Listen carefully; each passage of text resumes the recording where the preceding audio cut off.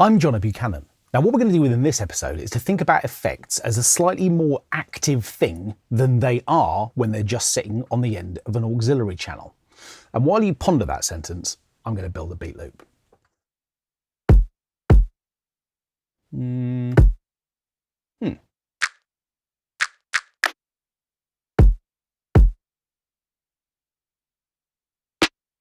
Are you pondering the sentence? Good.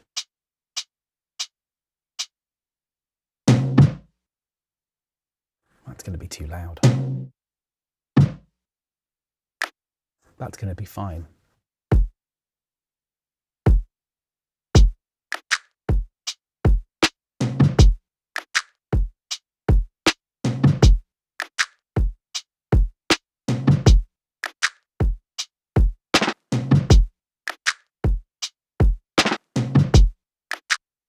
Okay, have you worked out what I mean now? Sorry, I was just building a beat loop.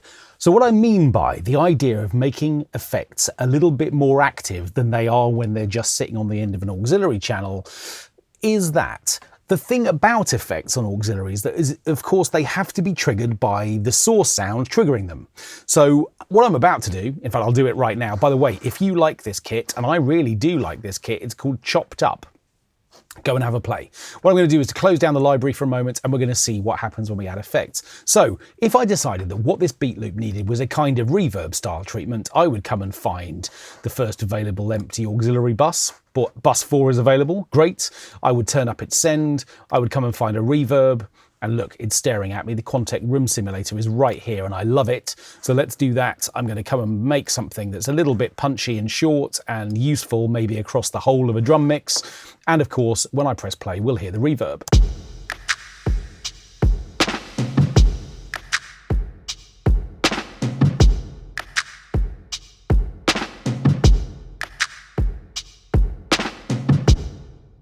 Drums in a small swimming pool. Okay, that's what we could call this video.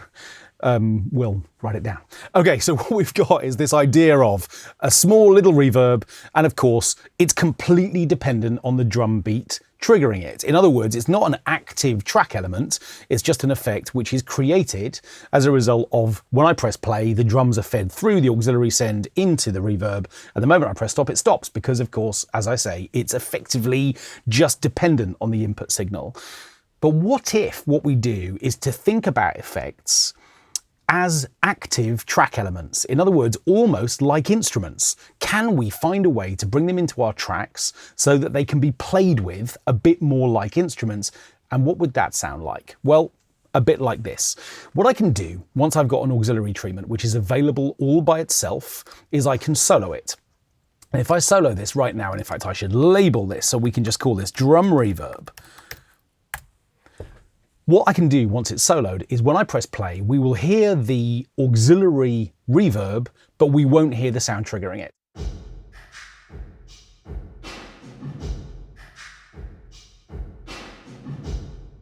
Told you it sounded like a small swimming pool. So what we've now got is none of the dry signal, but we have got the wet signal. Well, of course, because it's reverb and because it's, I don't know, a second and a half long, it stands to reason that if I wanted to record this sound as a reverb just by itself, I need to be building in some contingency for the fact that it's going to last beyond the end of my loop. In other words, the reverb being triggered by these last two toms is definitely still going to be making a noise in bar 5. It's probably going to be gone by bar 6, but let's put an extra bar on the end anyway, just in case. What I'm then going to do is to come to the mixer page, which is here. I'm going to come to bounce, and what I want to do is I'm going to just capture this, and most importantly what I want to do is to add it to my project. And the reason why that's going to be useful is that rather than having to go and find it on my hard drive afterwards, it's going to be added to Logic's kind of pool of audio files within this particular project, and it will be the first one because of course we've just made this track. So what I'm going to do is to press OK. We're going to just call this, I tend to put audio, by the way, in audio files rather than in bounces. Bounces are reserved for mixes, and that's not what this is. What I'm going to do is to call this drum reverb, and I'm going to press bounce.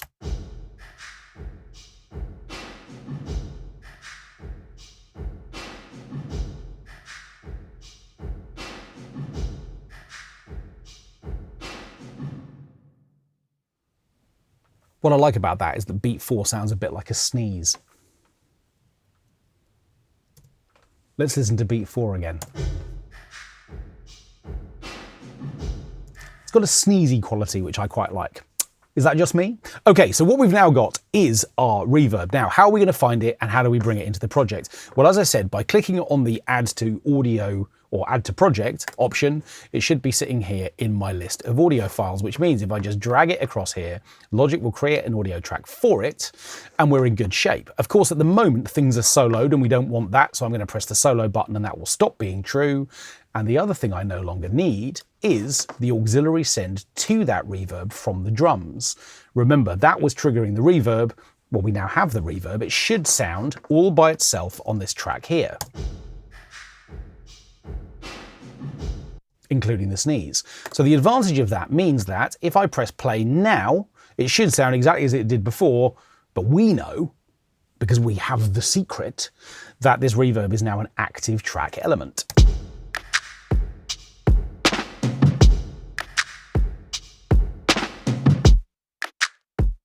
And if I mute it, we can hear the drums are dry.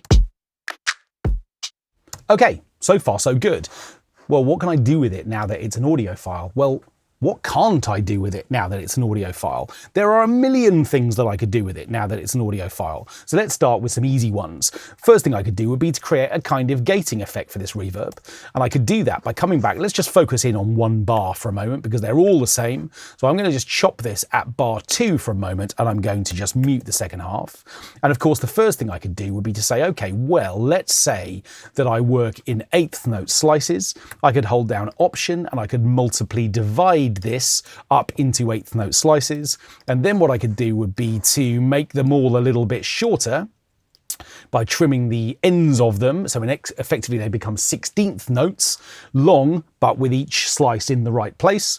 And then I could add a couple of little fades perhaps to make sure that they don't all click. And then what we're going to have is this kind of gated-y, reverby kind of a thing happening under this particular bar.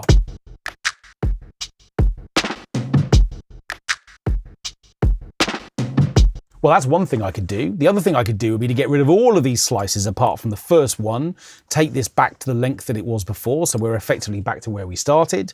And what I could do would be to put a monster long fade in on it so that the reverb creeps in through the bar.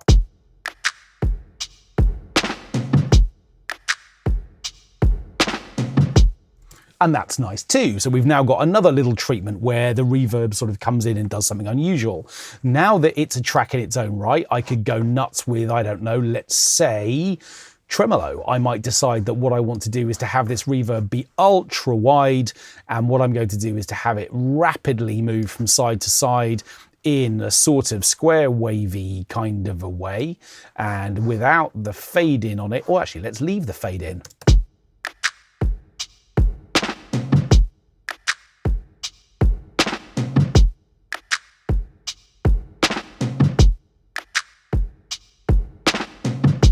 And that's nice too. So suddenly what we've got is this idea that this track is kind of capable of doing all sorts of things. And of course, I could reverse it too, the old classic, but I'm not going to do that for now. What I want to do instead is to think, okay, well, the part that's triggering this reverb was drums. So could I almost sort of turn the reverb into a more percussive, drummy kind of solution too? Something that feels like it's a slightly better fit for the kind of percussive nature of the material that's feeding it. Well, again, what I'm going to do is to take a couple of backward steps. I'm going to turn off the tremolo. What I'm also going to do is to click on this region, and I'm going to take away its fade in so that we're back effectively to just having this area. Now, what I want to do, I think, is to definitely think about the idea of chopping this up, but rather than them all being 1/8 notes, what I want to do instead is to start thinking about slices that are maybe varying in terms of their overall lengths. So we might start with a couple of 1/8 notes. In fact, actually, these aren't 8ths. I notice now that my grid is at over 32. So in fact, I think they're both going to be 16th note slices. Sure enough, they are. Fine. Okay, no problem with that. So let's have an 1/8 next. Then let's have a couple more 16ths. And then maybe let's start having some fun with something a little bit faster. So if I was to go to 32th notes, then what I'm going to do is to chop at bar 3 and at bar 4, which means I can do a little multiple divide in there to create 8 rapid slices, all of the same length. And then maybe what we'll do is to switch to triplets at the end because we're just showing off now. And I might start with a triplet 12th note there and then a series of 24ths there.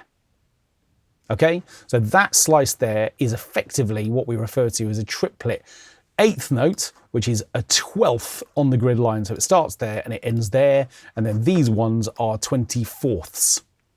Okay, now, obviously, if I just press play, because I haven't introduced a gap into any of that movement, we're just going to hear it as one long bit of reverb. Okay, so far it sounds exactly like it did before, but of course we now have all of these lines, which means that I can make all of these whatever length I like, and they can all be different. So we could start with something amazingly tiny. This one could be a bit longer. This one can certainly be a bit longer because it's an 8th. And then maybe what we'll do is we'll start thinking about these building up in length. I'm doing this all by eye, and it just doesn't matter if they end up being, I don't know, lengths we don't want them to be because we can adjust them. Then we've got a series of really rapid fire 32th notes. I know I'm supposed to say 32nd, but it's just irresistible. So I'm going with it. And it's my channel. There you go, there's my inner 6-year-old. Okay, there we are, good. We're gonna make those all really kind of weirdly glitchy and strange. Then we're gonna make those slightly different too. This one can be a slightly longer 12th note kind of a thing. And then what I might do is to reverse the idea of the slices. So this time they're going to get shorter rather than longer. Now then, before I press play, let's just think about this for a moment.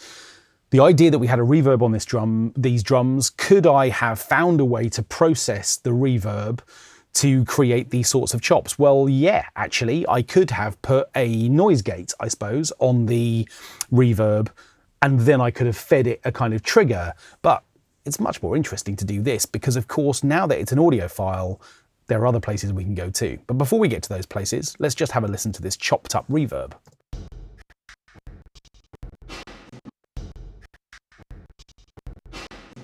Right, hidden under this kind of weird, strange, ambient swimming pool, I think is going to be quite an interesting rhythm. But I don't like the clicks. So what I'm going to do is to select them all.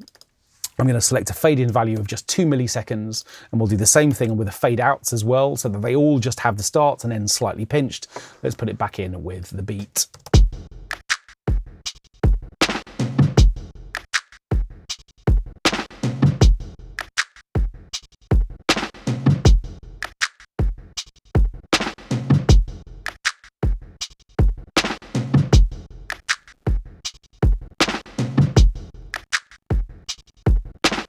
And what I really want to do is to make more of this little rapid fire section here. I think I've made these a tiny bit too short, and that's fine. Let's have those all be a little bit longer. Maybe a couple in the middle could be a tiny bit shorter, but let's make this one a little bit longer. But I definitely want to feel those a little bit more. I'm going to just open up the automation for a second. I'm going to come to the marquee tool, and I'm going to just draw a little box around everything that's happening in the third beat. And then what I'm going to do is to just boost their volume a little bit. And maybe what we'll also do at that time is to come to the main page for automation. I'm going to come to pan absolute. And what that means is that I've got now a pan control. And what I'm going to do is I want it to be at 0 all the way up to beat 3, and I want it to be back at 0 at beat 4, but I want this line to give me the opportunity to create a little bit of pan movement so we get some stereo movement on that sound too.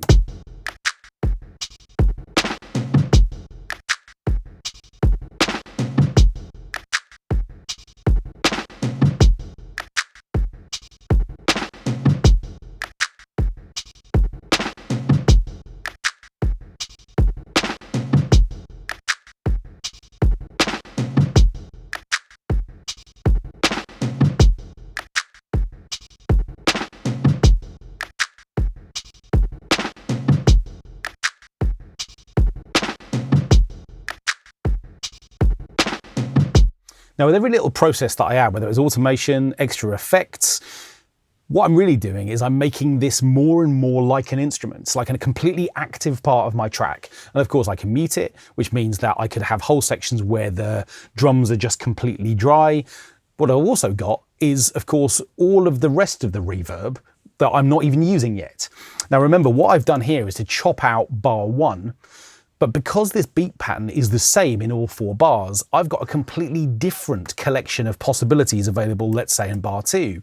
Different rhythms, different approaches, different pan positions, different spot effects that I could be adding at this stage. Where I could go with the reverb now that it's active is huge. And we're doing this all at the moment in the context of a kind of percussive space. What might happen if I start thinking about this with pitched instruments? Well, we're going to look at that in a separate video. But what we've done within this chapter of the logic odyssey that is this extraordinary collection of creative approaches that we can take whenever we work with Logic is to start thinking about reverb as an active track element. The idea of capturing it via solo, bouncing it down, making it part of our projects and dragging it in. And at that stage, suddenly the world is our oyster. Remember, I could sample all of these individual slices too. I could take them into Drum Machine Designer and have a new little new little kit based entirely on different slices of reverb. Again, more options. Go there in your mind and see what you can do. And suddenly reverbs can become a lot more than just static little things triggered by sounds elsewhere in your mix.